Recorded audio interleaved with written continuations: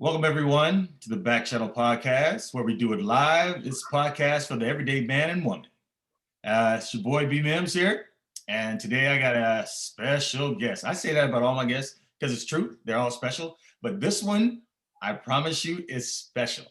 Special in the fact that I have known her for quite a long time, and excellent, excellent.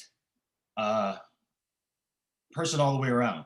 Um, I man, I could sit here today and shower her with all these platitudes and all these things, but I want to just go ahead and get to it, and you're gonna see. So, I mean, a person that you don't really have to introduce because or say all these nice things about, simply because you're gonna see it when you speak with her.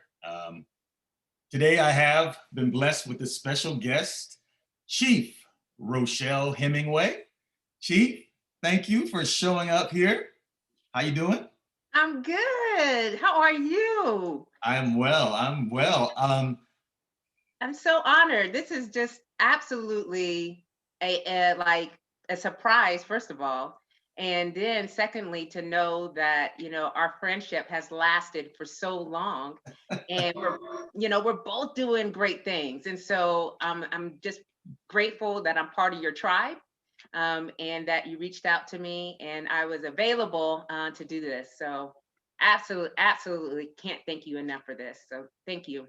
I appreciate that, but I mean, let's just be honest. I mean, you're the one. Showing up here, you're increasing the property value here. So, so I got to Oh, thank you. I gotta thank you. So, okay. yeah.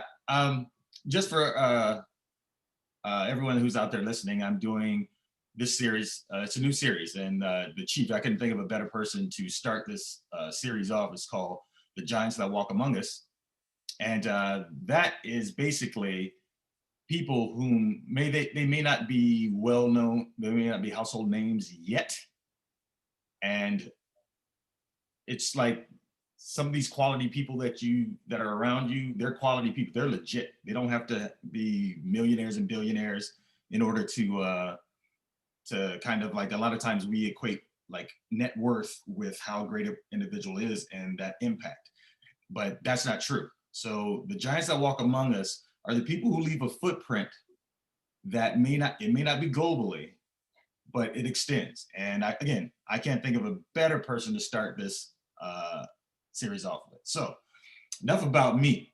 So, Chief, Yes, sir. so ma'am, tell us a little bit about you, where you grew up, like, I mean, kind of growing up, childhood. I mean, just whatever you want Yeah. to share with us. I mean, let people get to know. I mean, the good Chief. All right. Well, let me start out with my childhood days and what that kind of looked like and where I began. My dad was serving in the military he served in the Air Force for 23 years. Hmm. So we moved around a lot. We, got stationed at different places. I can remember my earliest childhood memories started at Seymour Air Force Base in North Carolina. So Okay. my dad is from St. Paul's, North Carolina, and he's off of a road called Chickenfoot. All right. So, you know, that's some backwoods, North Kakalaki. And I'll tell you what, we used to go and see my grandparents when we were stationed at Seymour, because it's about 2 hour drive. And once you hit the dirt road, everybody know the dirt road, we knew we were on our way to see our grandpa and our grandma and all of our cousins, aunts, and uncles. My Roger. dad is one of 14. Mm. All right. He lived in a 2 bedroom house, and he had to drop out of high school at ninth grade, and he worked in the tobacco fields. Mm. So he did that from the age of 9 to 18. And when he was 18, he joined the Air Force. So just imagine, just from that experience, how my childhood was. All right. So I come from a family that works hard. Nobody can sit around and just look at each other and ask, what do we do? There's already a list of things that you need to be doing.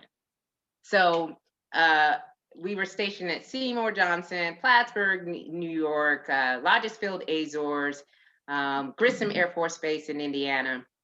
And my dad retired at Grissom Air Force Base in Indiana. Now, my mom is from Garrett, Indiana. Garrett And or Gary?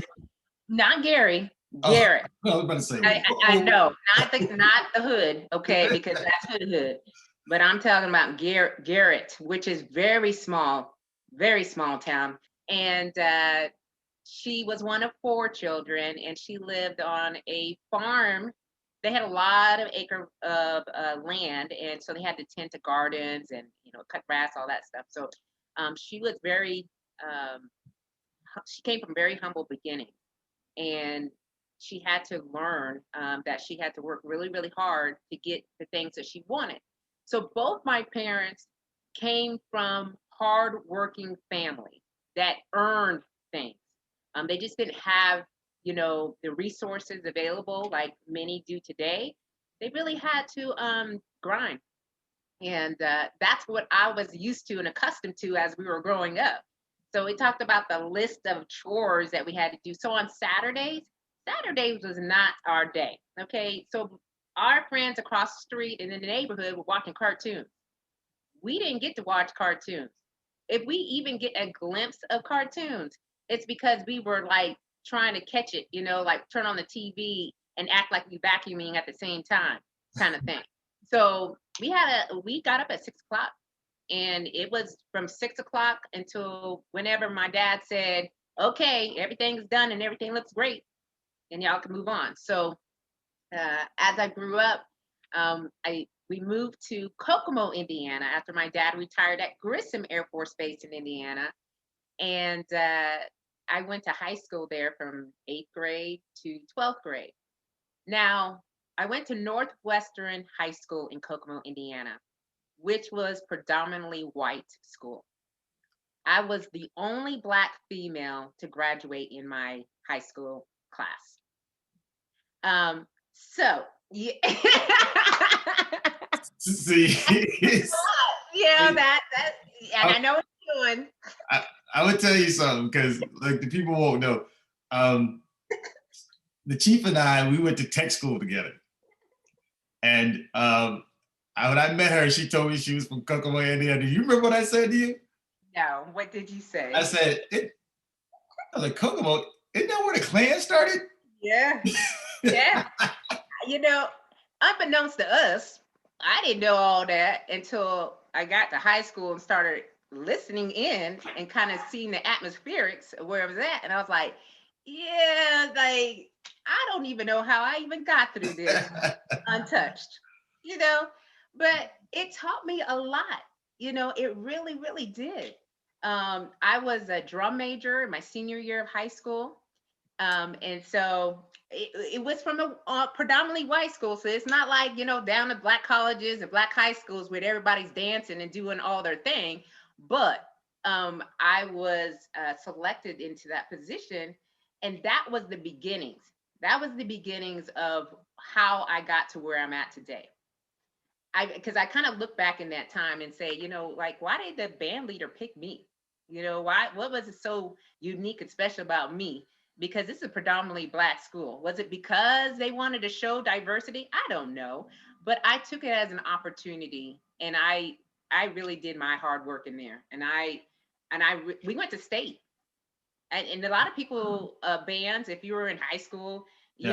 the big celebration, or you kind of arrived, is when you go to state competition, and we went to the Hoosier Dome.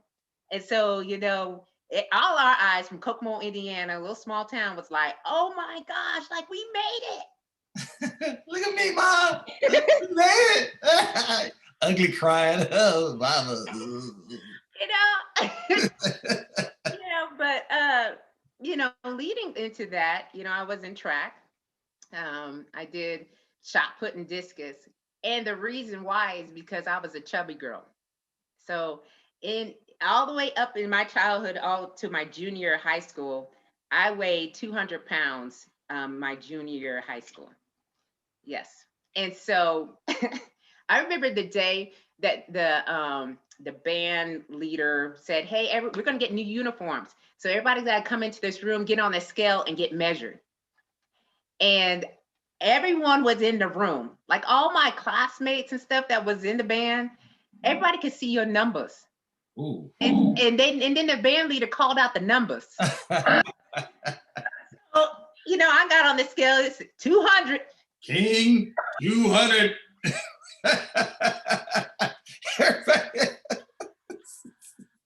Oh, that day, the light bulb came on and said, I don't want that to ever happen to me again.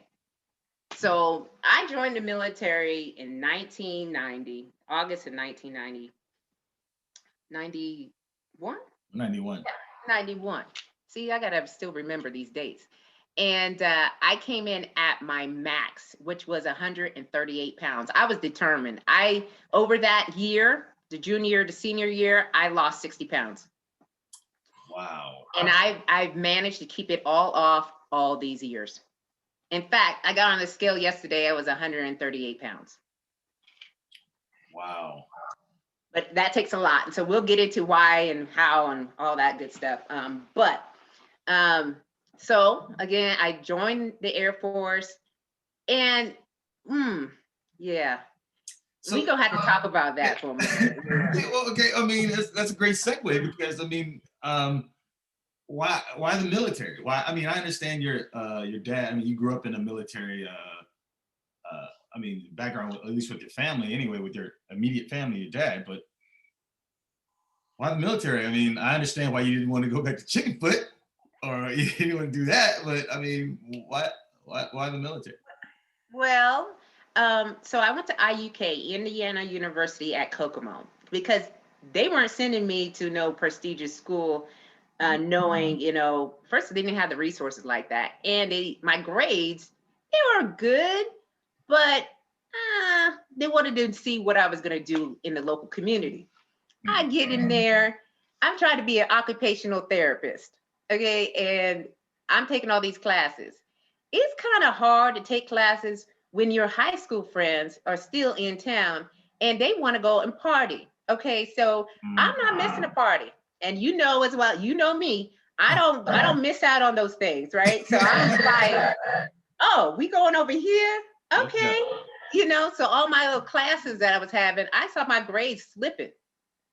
And I remember having a conversation with my dad. I came home and I was showing him my, grades from the semester. And he's like, ooh, baby, you got to figure this out. And I said, oh, okay. And I don't know what happened. I just ended up at the Air Force recruiting office. It was just like, and it was like, that's the only option I got right now. That's the only one I know. So like, I'm going to just sign up. You figured it out. Apparently, he's like, well, quitting. That's figured it out. My dad was an Air Force recruiter before he retired. And so his friend actually put me in the Air Force. And, we were looking at the jobs and stuff like that. And I said, I got to go medical. I got to get medical. And, he's like, oh, we got some slots, but, you're going to get delayed for a few months. So I was on the delayed entry program. And that's when I came in August. And then it took off from there. Okay. So you get in there and you start your, we'll skip through the tech school years. Let me just say that. Thank you. We will skip through tech school because let's do that. Anybody who has been through Air Force tech school, particularly medical, you'll understand. We just want to go ahead and skip through tech school years. Right, just cut that away. Yes. Keep those things to yourself. Yes. Yeah. Okay. So you make it out of tech school in one piece, and then you start your career. So tell us, that trajectory. When did it's clear that you were built for excellence. You were the only Black female in a high school, and then you're the drum major at that. So clearly you got the foundation for excellence. So take us through the trajectory of your career. Okay, so we're skipping down the basic training tech school. Okay. Yep. So then I got stationed at Malmstrom Air Force Base in Montana. Yes. I didn't even know where Montana was on the map. I had to look, of course. And again, it's a northern tier base, and the majority is white. For me, I was okay with it because that's what my life was before I came into the military. So it wasn't hard for me to get along with the majority. And so I used that to my advantage. And I worked as a medic in a lot of different clinics at Malmstrom. And I had a lot of good fun, lived in the dorms. And I think that too, you have to have that life because you gotta start from the bottom. You gotta know what that looks like. I remember one day I had like 50 cents after I had my paycheck, because we went to the mall and bought up all kinds of stuff. And I was like, I need gas. So I was scrounging around for change in all different places. And that taught me a valuable lesson. Fill up your car tank before you start going buying stuff up at the mall. So you got to live that life, you know? And I'll tell you, this just occurred to me because I just remembered. We met back up at Maelstrom. I was at Fairchild. A basketball team came and played Maelstrom. This just popped in my head. I remember because we ended up. I remember I saw you was in the stand. You're like, oh, yo, yada yada. And we were like, where's it to go here? Like whatever. And I guess it was like this restaurant or steakhouse that turned into a club afterwards. The Duck? Was it the Duck? Yes. Yeah, that's all we had.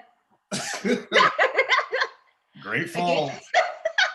Anyway, I'm sorry. But guess what? Hey, we made it to what it is. So I was like, that's what we have out here. That's what we got.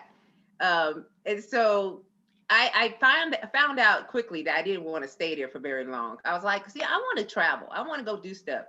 So I put in for Korea, ended up getting it. I was at Kunsan. Okay, another place where nothing but partying. All right, they exercise a lot. You're in Kim gear, you got face mask on and all this other stuff. Your gas mask. But in reality is none but a party. Okay, so for a whole year, that's all I did. And then I said, okay, well, I still want to stay overseas. And I got some advice from a mentor and said, hey, just put, whatever bases you want to go to next. And that was when we met each other at the Lick. The Lick. The Lick. Yeah, that's when the Lick was the Lick. I tell you, I mean, these young people that go out there now, when I ask them, hey, how was your experience there? They're like, yeah, it's all right. And I'm like, oh, you just don't know. Woo. You don't know. Woo. That partying out there was ridiculous. Oh, that was 15, 16 months of wide open. Wide open. In them dorms. I remember that night you saved me. I mean, I still look at that night. I was like, look, I'll sleep on the floor. Okay, give me the mattress and I'll sleep on the floor. Yeah, I mean, we had a good crew. We had a good crew there. We did. And even when you look back at that crew, all of us were successful in our own way. Yeah. We didn't have a bunch of drop beats. We didn't have a lot of people who weren't just trying to be about something. And we all kept each other and made sure that none of us got in trouble. We'd be at the club just all gas, no brakes. It was all gas, no brakes. But the party didn't start until we got there anyway. So, when our crew showed up, it was like, okay, those songs need to be played and we're gonna be on the dance floor all night and get the drinks going. So I absolutely, I look back on those days and go, golly, I'm glad I had those days. Yes, ma'am. It was at the right time, And so after that experience, I moved on to Germany. I was stationed at Bitburg and worked on the ward, labor and delivery there, and in multi-specialty units, and really started learning what my job as a medic was supposed to be like. Mm-hmm. And I think that was a turning point there because I was really trying to figure out where I fit in all the Air Force and what the Air Force was about. And then when I got to Bitburg and kind of, looked a little bit more closely at my journey and my job, I said, okay, let me start focusing on doing my job as best as I can, especially when I was in labor and delivery, because everything was so, spontaneous. You didn't know what you were going to get. You could have a lady in labor, and almost pushing the baby out. So you had to be on your game. So I really felt like I started my journey there at that base. And then I moved on to Minot Air Force Base. Now, listen, y'all, I don't like cold weather bases. Okay. I don't like snow. I don't like winds that are going at 70 miles per hour or whatnot. And I was there for 2.5 hours, but that was then the next step to my next level of learning in the medical. And I was approached by my superintendent and said, hey, we want to send you to independent duty medical technician school, right? And I was like, what is that? And she's like, well, you go out into the field and you're like, practicing medicine and, you're by yourself kind of thing. And I was like, So I called my dad, and because he always gives me good advice. And so I said, hey, they're saying, hey, there's a slot, this IDMT course. And he's like, is it free? You know how we do. Okay. So I said, of course it is. He's like, you go, baby, you go. Right. And then like the next month I left and I went to training for 3 months. Again, I was the only Black persons in the class. I was one of 3 women in the course, and one of them got pushed out of the course because it's a high failure rate. So I was able to get through that course, and then I got stationed at another base. Here we go, Yokota, Air Base Japan. What we got? Did you know anybody at Yokota when you got there? Just a couple people, maybe like Brian Mims was there, I was like, wait a minute. So let's just do it again, okay, yeah. Right? Yep. And so I know your career was taking off for you too, where you were in the aeromedical, field, and so you were doing your thing, I was doing my thing, and we weren't able to really catch up like we wanted to. Nope. But we were both shooting for each other on the sidelines, and when we saw each other in the clinic, like, hey, what's up? So that experience at Yokota, I was there for 6 years, and that's when I met my husband. And so we met at the club. Does anybody notice a theme here with Good Chief right now? I tell you, I'm a social butterfly, and I like to get dressed, and I like to have a good time. So I was at the club. My husband's friend, he was in an accident or somewhat. I had to stitch him up in the emergency room one night. And his friend talked to my husband and said, oh man, you really need to meet her. She a medic, she cute, all this stuff, right? And I told him, you got 5 minutes, dude. You got 5 minutes. I don't be playing these games. I was 30 at the time. I don't need all this. I've been through this. I know how this all goes.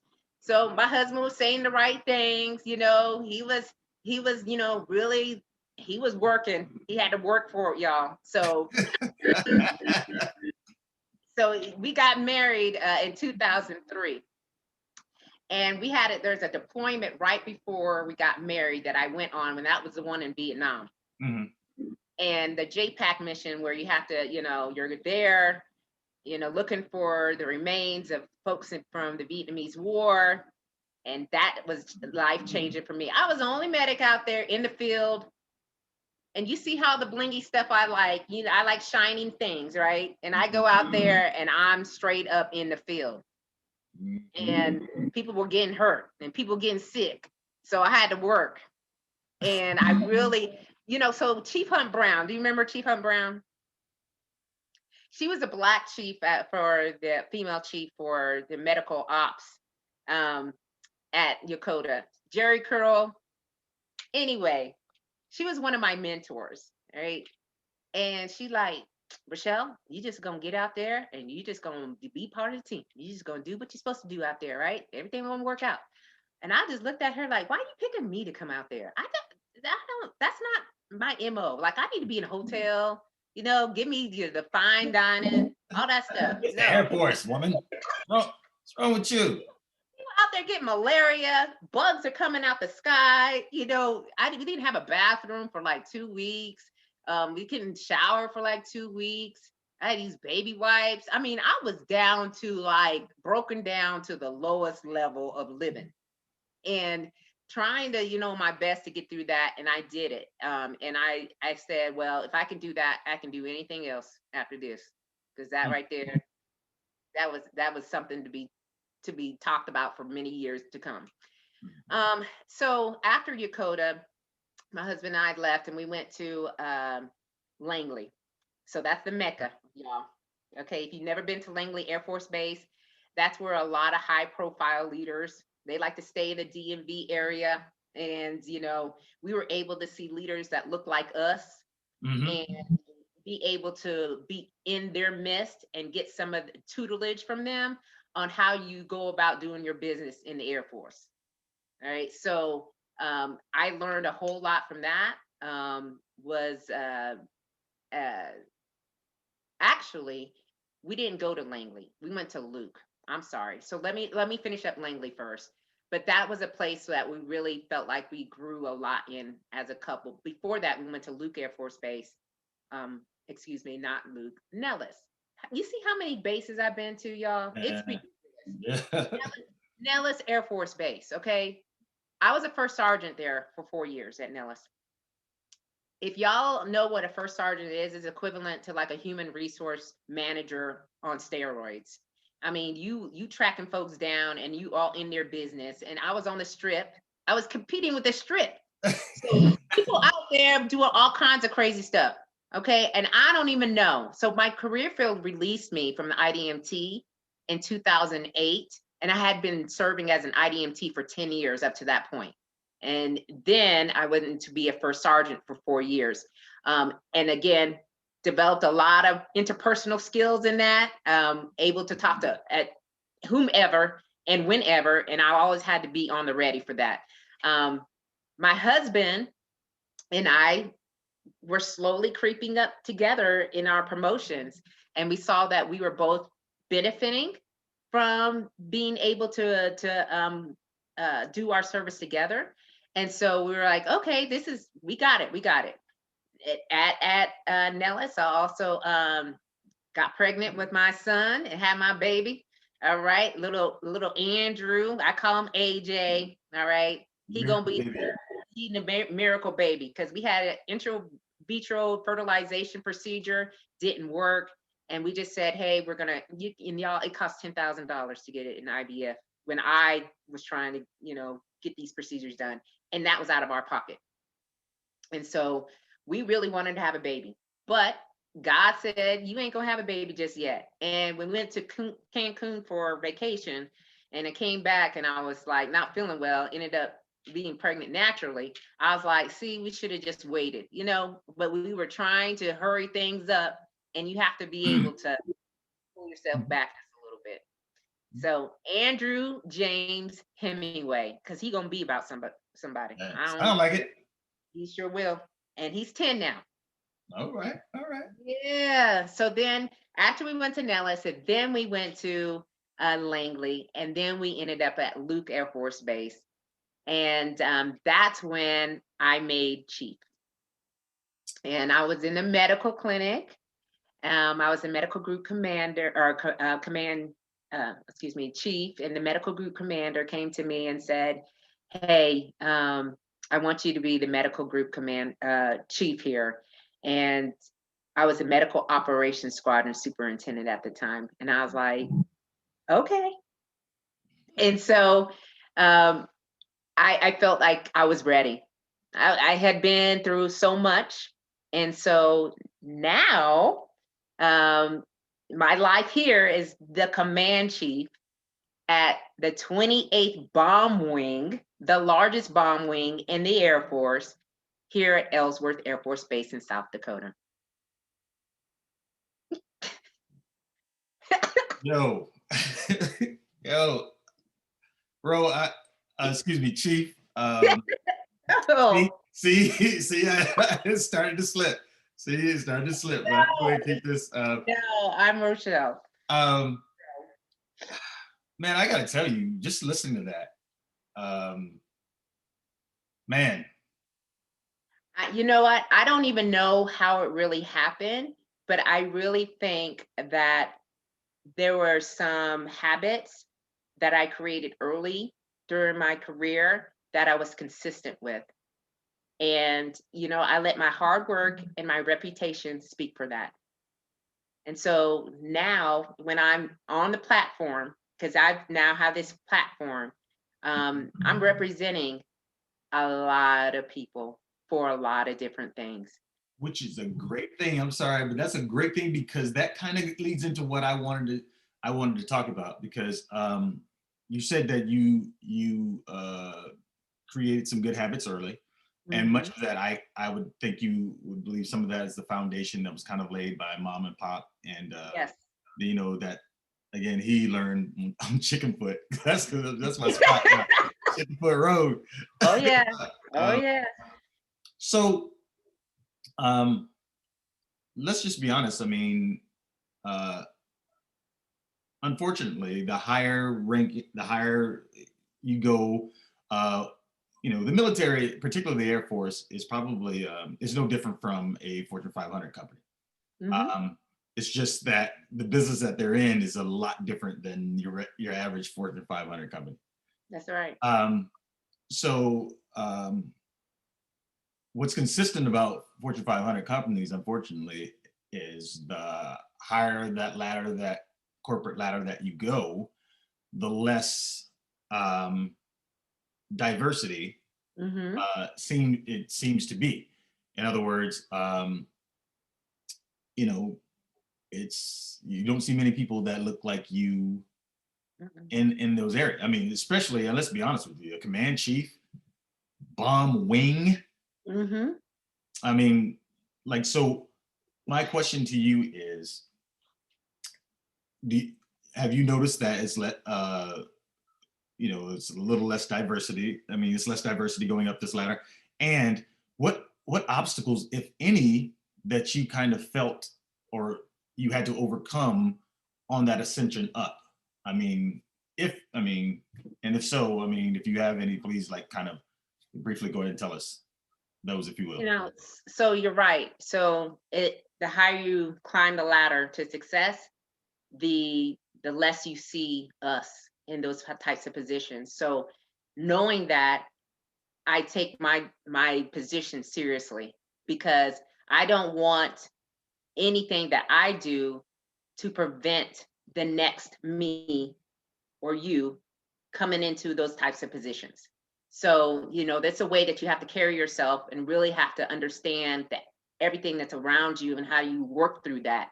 How do you navigate through all those situations? And I strongly believe, from the medical perspective, in the medical community, there's a lot of diversity in the medical community. There's a lot of diversity in the enlisted corps, right? Mhm. It's when you branch off to the officer corps and then you start climbing up where you see the disparities. So, you know, I learned that, I think when I became a senior NCO, when I started to see less of me as I'm going into these, different spaces. And, I really didn't dwell a lot on it.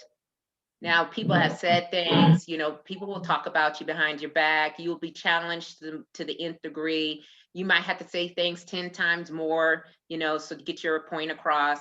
Um, but again, I I know that there have been a lot of things that were happening in the background, but I did not let it sway me. I just stayed on course because I knew that there was a reason why I was being put in different positions when I was. And so when I took those positions, I said, this is an opportunity for me to create my own path. All right. I'm going to do it in my way. I'm not going to look to see what the next person over here is doing. And then now you're competing against that. And that to me was, more of a distractor, and it caused a lot more stress. So I'm like, well, I know how, I learned certain principles and ways to do this particular task. I'm going to see if I can do it that way. And if it works, I'm successful. Awesome, right? If I'm not, I'm going to look for a different way to be successful in that. So I think it is by knowing who you are and what you're capable of doing and what is around you. And there's a lot of people who support me that I don't even realize, because we count ourselves out a lot. We say, there's that whole imposter syndrome or unconscious bias that we have. Like, we're not good enough to be in this space. Who picked me to be in here? Like, I'm not qualified, right? Oh yeah, you qualified.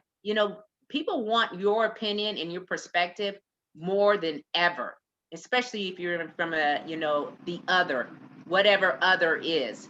And it helps. It grows the team. You keep people in a certain just, I don't even know what it's called. Like, you just know that what you're saying and what you're doing is keeping them alive and keeping them, energized. So it's not about me. Like right now, it's not even about me. Okay. It's about other people and serving other people and service to others in ways that are different and unique and putting a different twist on it. Okay. Yeah. It's just still amazing that, well, I take that back. It's not amazing that that is still prevalent. But I will always say that people like yourself, who are put in these positions that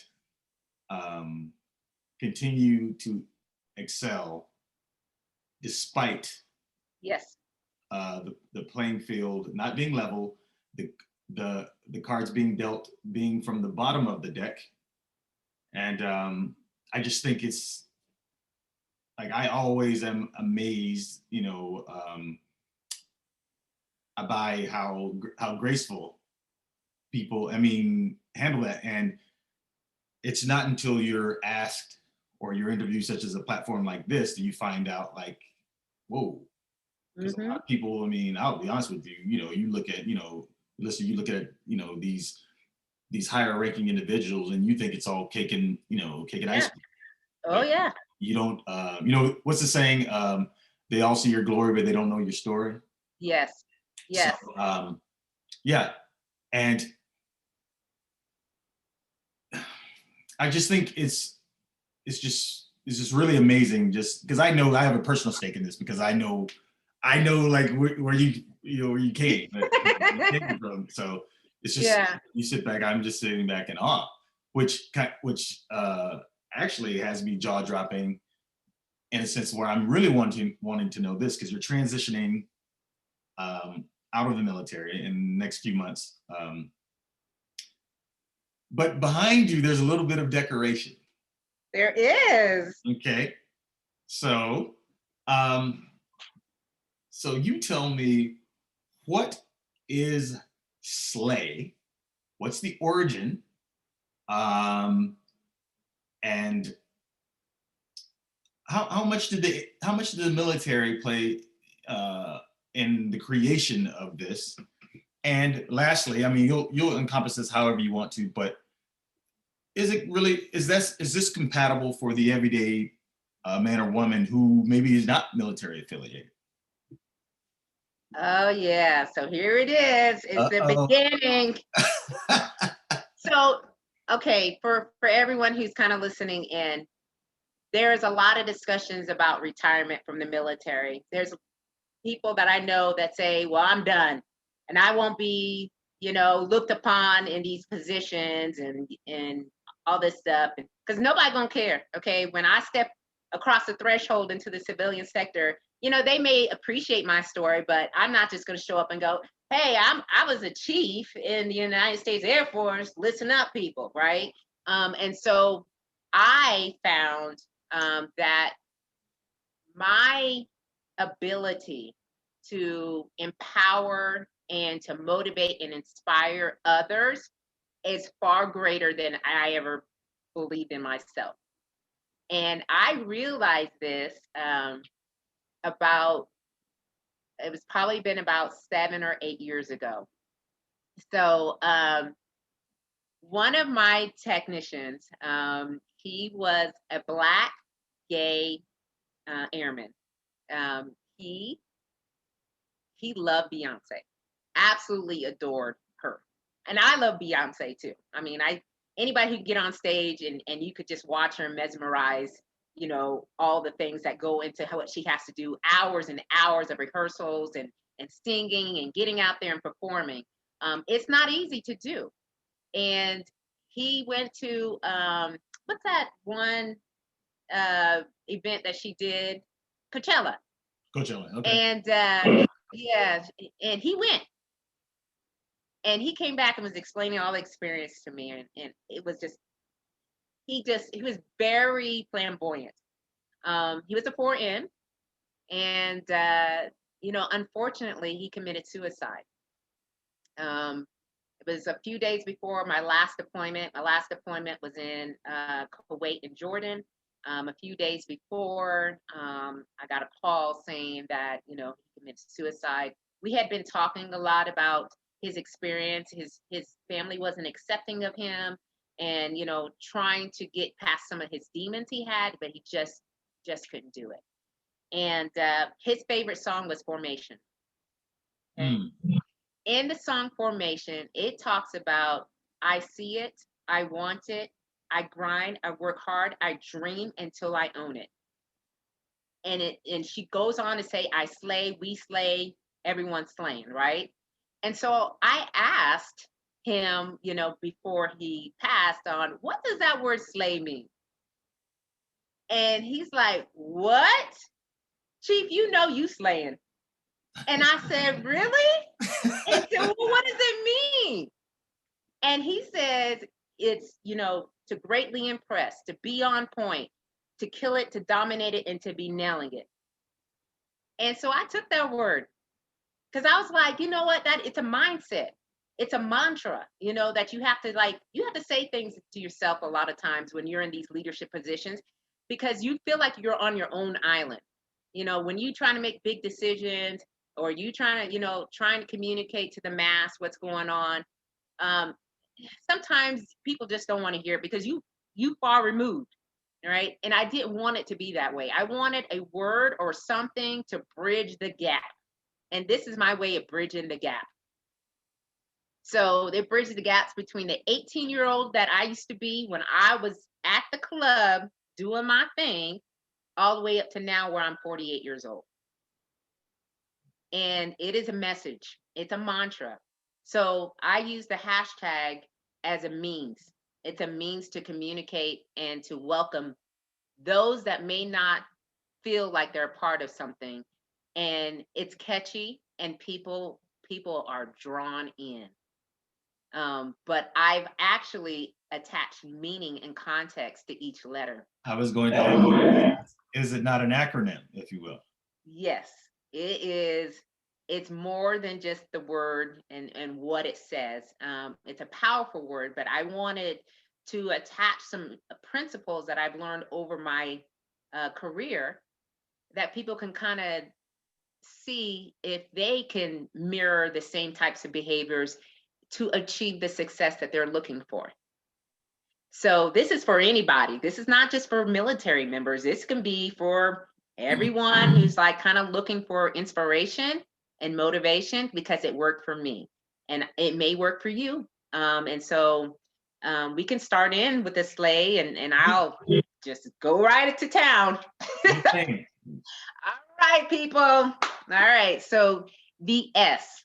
Okay. So I wanted it to explain what I do to prepare myself when I go into works, and what do I display. So it's staying ready to be ready. All right. Because opportunities, they will come, but you want to be prepared. You don't want to be unprepared and then the opportunity goes away. When people are trying to select people in certain positions, they don't talk to you about it in front of your face. Okay. They talk about it in closed doors. And so your reputation has to speak for itself. And that's how I was able to get all the opportunities I did in the military. And my stay ready to be ready starts at 04:30 in the morning every single day, except for on Saturday and Sunday. I give myself a little break and I don't like, work. I still work out on Saturday and Sundays, but I work out first thing in the morning because people steal your time. You you get into work and you be like, oh, I just want to go at lunchtime. All of a sudden you missing out, right? You miss your workout. And it's a condition of employment in the military. I can't tell you how many people that I know who don't do self-care. And then they find themselves in the I don't even know what they're doing. They ain't even thinking straight. Right. And then they're asked to lead a bunch of people and you don't know what where their mindset is at. So my stay ready is I get up at 4:30, I work out and I work out hard. I don't work out and just do elliptical and I'm on the bike reading books. I'm talking about I do a lot of circuit and interval training and it's high intensity levels. And then I don't eat a bunch of junk food, right? I eat healthy. I drink a lot of water. I go to bed early, right? Um, these are just basic principles. I protect my energy. Okay, y'all ain't gonna drain my energy to no ends. All right. And that means that I can't have a whole bunch of negative energy around me. So look at the circle of friends you got. All right. Who is in your midst? Who's giving you advice? All right. I want to be ready for whatever is coming my way because in the military, especially here at Ellsworth, we are called to do so many things. Our mission out here is to drop bombs and missiles on bad guys all day. Okay. And they can just call right now and say, hey, now I have to slip my uniform on and I have to go out in the flight line and I have to lead into some discussions. I need to be prepared for that. So I take care of myself. I prioritize my health. And that's my staying ready to be ready. The L is leading out loud. Okay. People are given leadership opportunities only to sit in the back seat. I'm like, why are you sitting all the way back here when you should be at the table speaking up and on behalf of your folks? We got a lot of people who shy away from leadership because they don't want people to look at them as a bad guy. They don't want to be the one making the decision. All right. So I tell people you have to have a sense about who you are. You have to have good character. You have to be holding yourself accountable, to hold other people accountable. And you've got to be able to know that your presence matters and what you say and how you say it matters. And taking care of people matters. There are a lot of times we have leaders that don't want to accept the leadership positions that they're in. So I talk a lot about that. Spend lots of time just trying to invest and pour into the next future generation of leaders. A is for a sense of family and sense of community. People just talk to people any kind of way nowadays with no dignity and respect. True that. And, I'm like, we in a pandemic right now. We got people dying every single day. And people just dog each other out. You got the extreme folks. You got people over here who just don't care. I mean, it is by far something that I have never really, heard of. But when you're around my group of people, you my family. So whatever happens to you, somebody try to come in and beat you up or talk bad about you, that ain't gonna do around me because I'm gonna make sure that you're, even if you're not my bloodline, you are part of my family. And some people don't know what that family dynamic is. So I teach people, hey, this is what a family looks like. This is what families do to one another. All right. And I call people out all the time and they don't like it, but it's tough love. And that's what family members do. And then the Y is you are built to last. I'm evidence of that. I'm evidence of that. No way did I know that leaving Kokomo, Indiana, on a bus with a Ray Charles t-shirt on, talking about you got the right one, baby, on it. Okay, because that's what I had on. You can't tell you can't tell me nothing. Okay. Oh my God, you just still. Okay. And in that moment, I'm thinking, oh, well, basic training, they yelling at me. Okay, well, my dad did worse than that. I got spankings all the time. Okay, and yelling is not a thing. So other people were crying and carrying on, and I was just like, I'm used to this stuff. But my dad didn't think that I was going to last. Oh yeah. He's like, I'll see you back in a couple of years, baby. Mm. I was like, really? And now all he does is weep. He weeps because my husband retired as a chief. He was the maintenance group superintendent at Luke Air Force Base and responsible for 2,500 maintainers. Okay. Now I'm in this position responsible for 8,200 people on this installation. And my dad, all he does is sit there and cries. We're leaving a legacy. I didn't want to build a resume. I don't care about a resume. All right. I want to build a legacy. And my legacy is leaving others with this impossible is possible. Whatever you set your dreams to be, your goals, your aspirations, you can do it. You have to be disciplined and motivated, and you have to know that you can't do it on your own. You got to have a good network of people, and you have to have family, your friends, co-workers, allies. All that plays a part in getting what you want to do in your life.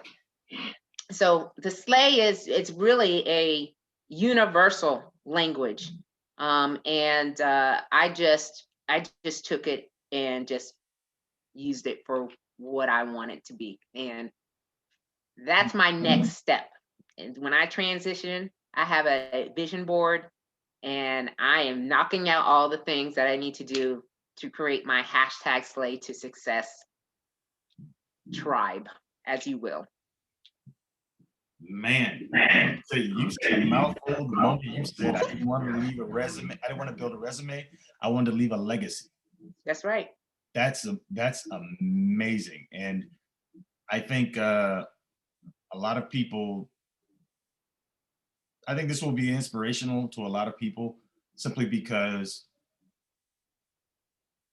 we have a habit, myself included, we have a habit of thinking those who are in these positions, whether they're celebrity or power, whatever, that they were kind of born or ordained as that. And you don't think about they were everyday, some of these people were everyday people. And I think that's what resonates with me anyway. And I don't think I'm that different. I'm crazy, but I don't think I'm that different from everybody else. And it's in the fact that it's I think many will share that same sentiment. So I know you said that that's your next step is to make that hashtag. Basically, I mean, thing is, and it goes wider and much bigger. So,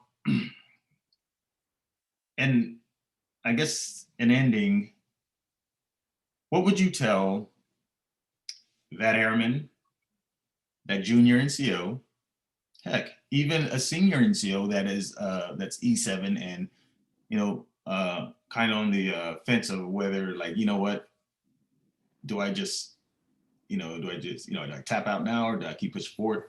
Or as you said, because this everyday everyday life, that person that isn't military or government affiliated who is working a job and desires more, what would you tell that person, like, to get them to go ahead and they have to step out? Not only are you stepping out on faith, but you got to step out on your talent. So what do you tell that person? I mean, how to do that? Yeah. Well, if you're in the military, The sooner that you realize you're part of something bigger than yourself, you need to be all in, because people are looking to you, regardless of what position you're in. If you're responsible for others, they look to you as the leader. And what are you doing to encourage and motivate those around you? This is a servant leadership, a service to the nation. And too many times we look at ourselves and we look at what we're doing and how we going to get to this next level and how we going to strategize to be over here. And before you know it, you lose out on why. What is your why and your purpose of being in the military service? If you're out of service and you're never ever been affiliated with the military, you really need to find ways to give back to others. And I say that because you will benefit. You will gain opportunity from your community when they see you out volunteering and speaking for and advocating and learning and growing in different ways. That way, when you are offered paying jobs or a next leadership course or position or whatnot, you're ready. You're ready. You have some skills. And our gifts and our talents, we are all unique. We have our own gifts and talents. God gave every one of us different things. Use those to your advantage. Don't sit on your gifts and talents. All right? And I think that we do that a lot of times to ourselves. Never dream small. Dream to where you're like, this is impossible. I would never, ever be able to do that. And create a plan. Get to it. Take action. Don't just sit there and stare at your goals. Take action and start working towards some of the things that you are looking to do. You only get one life. All right? What is your life really going to be in the end? What is it going to speak to? How are you going to be remembered?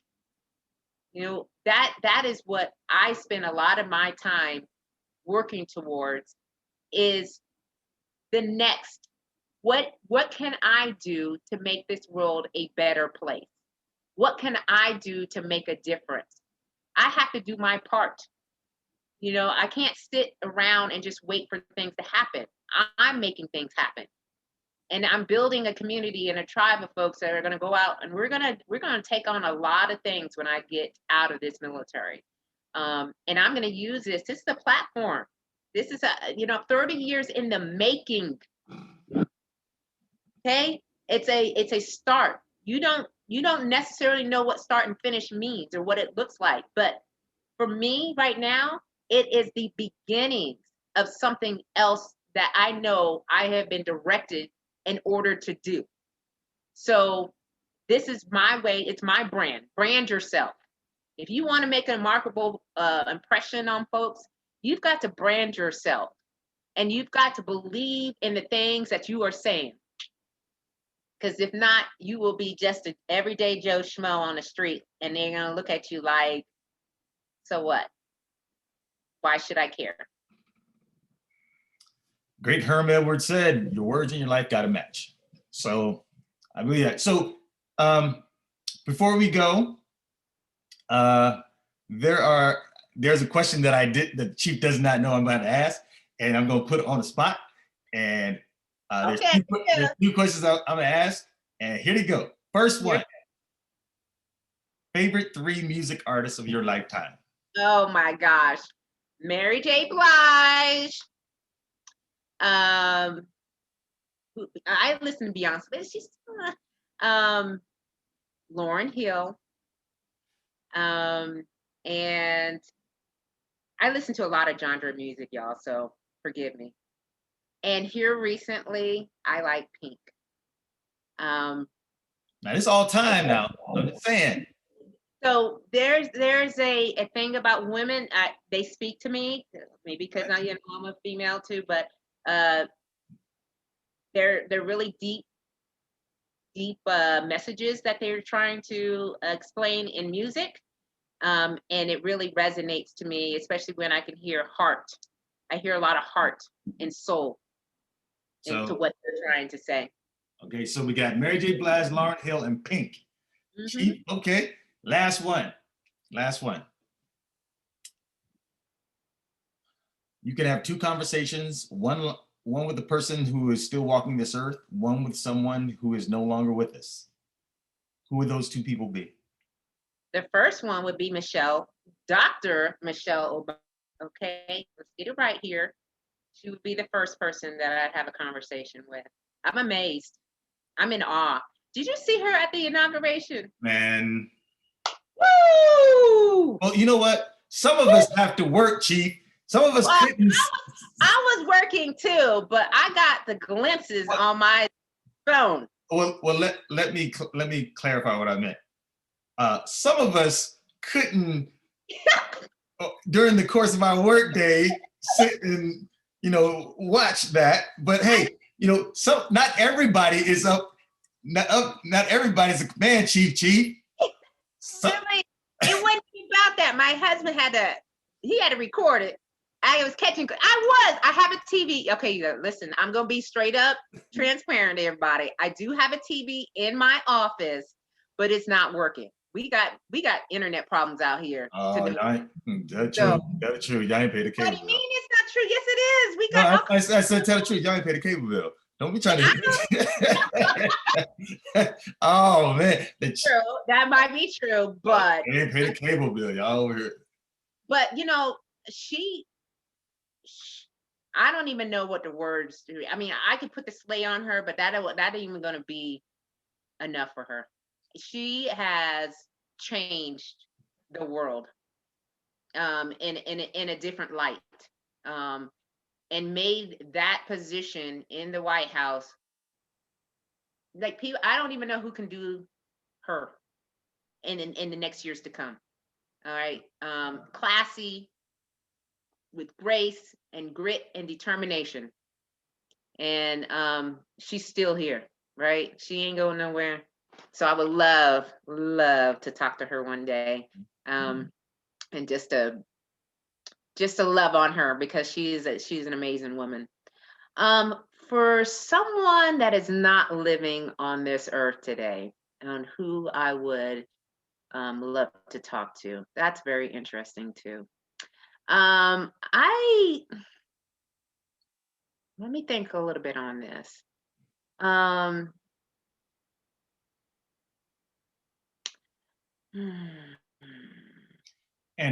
that matters, and to help, maybe this will help you. And what would you ask that person? Maybe that will help you decide. Yeah. Because I dwell on the living. I don't really dwell on the dead. And so I'm having a hard time really figuring out who this person would be.